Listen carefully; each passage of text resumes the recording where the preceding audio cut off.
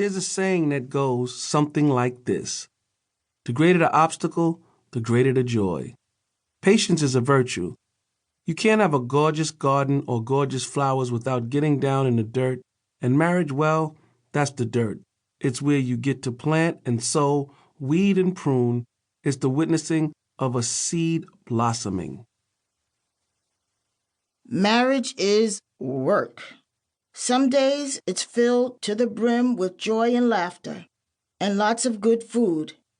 And some days it's hard work. It's woe is me work. It's can we really do this another day, another week work. But nobody ever said that marriage was easy. Nobody. And chances are, if they did, they are no longer married. They're sitting in some bar or a coffee shop or a diner bemoaning the end of a relationship that more than likely had many, many opportunities for improvement. That's because they forgot to read the fine print in the marriage manual.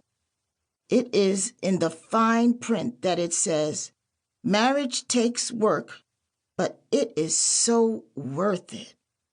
There's no way around doing the work, and the work is what brings you closer together. The work is what teaches you about compromising, about forgiveness, about speaking up, about letting go of what no longer serves you, about compassion and generosity and good love, strong love, successful love. The work is what teaches you how to love better, how to be kinder, how to stop needing to be the center of attention, and start paying attention to what and who is right in front of you.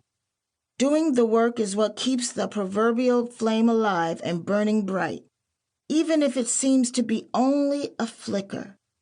This book is a tool for folks, for you, the listeners, to get to where we're at after all these years together.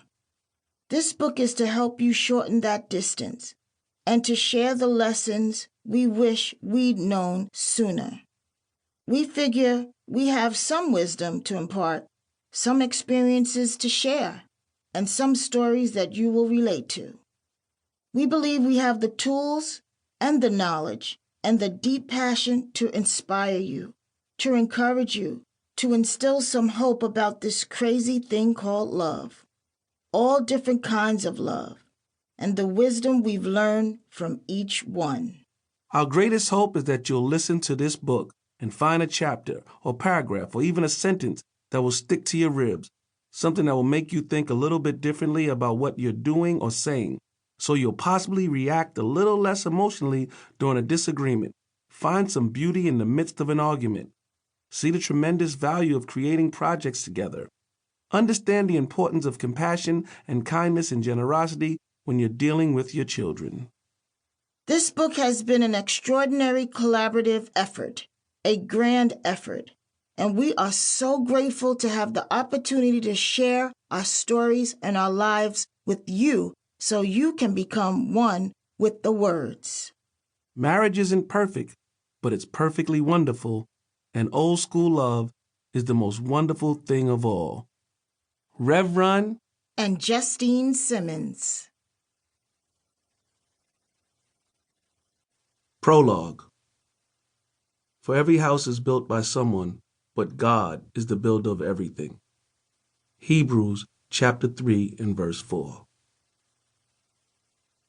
I was 14 years old, and 15 minutes from my house in Hollis, Queens, was a neighborhood called Jamaica Estates.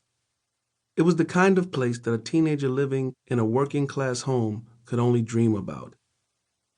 I thought everything about that place was perfect.